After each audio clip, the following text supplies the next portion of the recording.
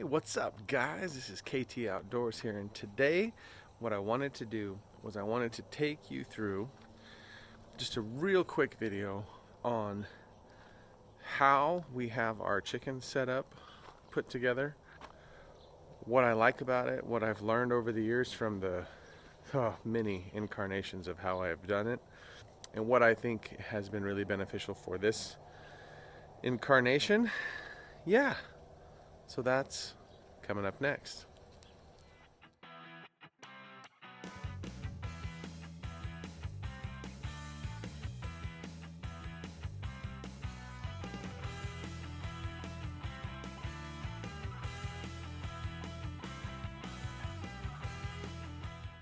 All right, guys, thank you for sticking with us. If you are here to learn about chicken coops, you are in the right place. And if you are finding some value in the content that we're creating here, it helps us a massive amount.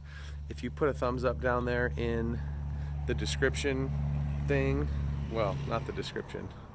I don't even know what I'm talking about. Give this video a thumbs up. If you feel like commenting, that helps even more, and we really appreciate the help as we're trying to get the word out to as many people as possible about how you can be a bit more sustainable, self-sustainable, I should say, and do a little bit of your own thing so that you are less dependent on the system. So anyway, let's talk chickens. Okay, now behind me is my chicken coop. It's technically my summer run. And what I want you to notice about it before I turn the camera around, other than the fact that there's like a gate up there, right? Like you can't see it, like there's the yard. That's the preen video that we did on how to control your weeds, right? So if you look really close, there's the coop. And then everything else is hidden back there. It's almost impossible to see, which is one of the first things that I wanted to share with you, right?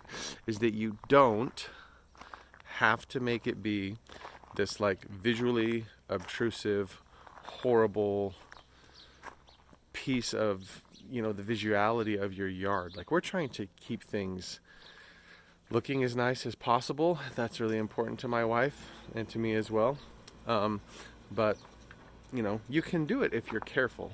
You can see that we reworked the fence, put the gate back there in the back, and then now we have a long static run that basically just runs down the length of our property. It was the perfect space to kind of embrace as this chicken run because it just didn't really have much flow to it. It already was fenced with a nice tall fence, as you can see. And so we just kind of sectioned off all of this and let them have at it. Now, things that we have added that I think are important. Number one, you will notice that there is tons of greenery here from the outside. So I am on the west side looking east. The sun is just starting to come up above the tree there through the clouds this morning. This area now, because of how we built all of this, stays shaded almost all day long, which on days like today when it's supposed to be 105 is important. And the trees have been a massive benefit to setting up that system. So we've got a couple trees. We've got wild sunflowers growing like crazy because they cast more shade. We've got that vine system creating a huge living wall of greenery to protect and provide shade. And now the chickens are thoroughly happy with the way this has been working out for them. 2 trees in this system. This is actually a plum tree that I rescued from a local nursery. We were helping them with some projects, and this thing was practically dead, but I was able to save it. I didn't have anywhere else to put it in the yard, and so I put it here. Now the reason for that is very specific. Number one, obviously, it's going to provide shade. It's finally starting to take off and grow. Number two, it's a plum tree, and plums are super messy. Plums fall on the ground, they make a big mess, all of that kind of stuff. Well, in a chicken run, that mess is food for chickens, and they like that. So they'll eat whatever falls that I don't get to, which will be good. Okay, the other thing is foliage in the front. So this is facing south. North is, that direction. So the sun's going to track behind me. Now, these two sunflowers, I did not plant intentionally, but they are somewhat providing the benefit that is intended for this newly planted blackberry. And that is that it's kind of creating this wall of foliage here, which creates more shade to keep the chickens cool during the year, while simultaneously being a food crop. So they like to eat the blackberries. Once we finally get fruit on the plum tree and the plueria tree, they'll eat that. They like to eat the sunflowers, which you'll see when we get in here. They eat the lower leaves off. They'll obviously eat the seeds if any of them fall on the ground, so that's a bonus. This particular variety is a wild variety, and it's mostly just providing shade, but I still love it. And then the last thing is this vine here, which is one plant, and it's just massive. But you see it's covered in all of these little berries. They're not edible. This is a Virginia creeper vine. It was here on the property when we got here. It was not nearly this healthy, but once I built this trellis for it, it has just taken off and is doing some great things. But I've watched the chickens eat these berries, and so they will consume the berries from this vine. They've been doing it for years, which was part of the reason why I built this the way that I did, so that they could have both the shade, and then in the fall those berries will drop and they'll have access to the food.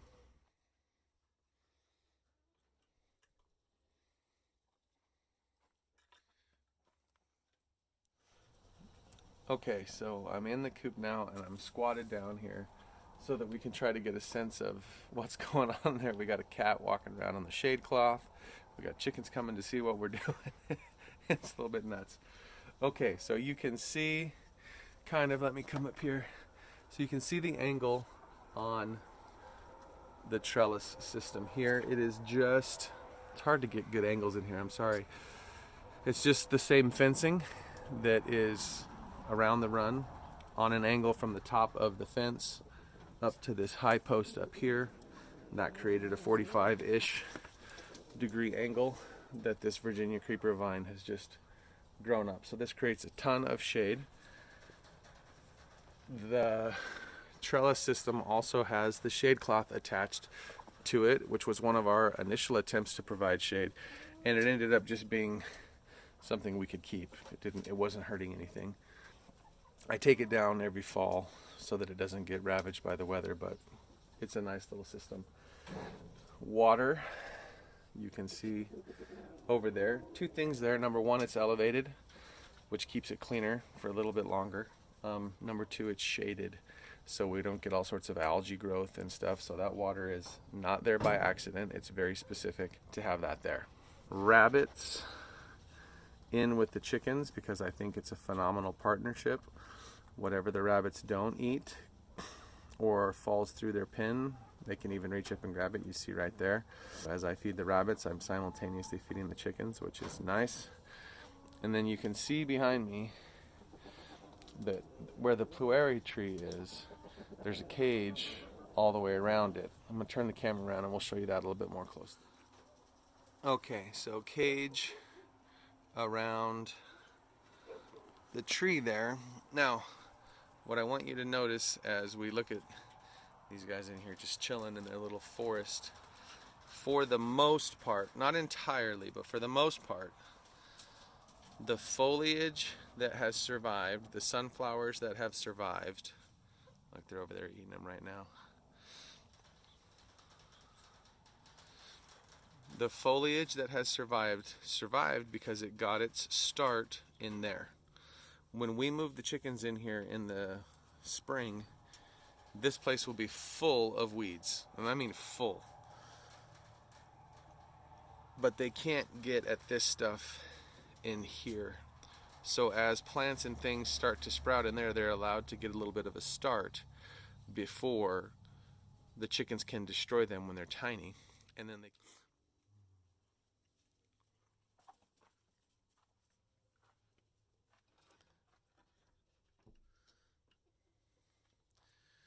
Okay, so the run is really quite simple. You can tell as we look around in here that the system is sort of piecemealed together with all recycled materials, which is nice to be able to do. But we've got nest boxes, just 2 has been sufficient for my flock, so you don't need as many nest boxes as sometimes people think you need. I had initially thought of being able to access that from the backside, so I didn't have to come in here, but it's fine to come in and collect the eggs. It works out good. Very, very small space.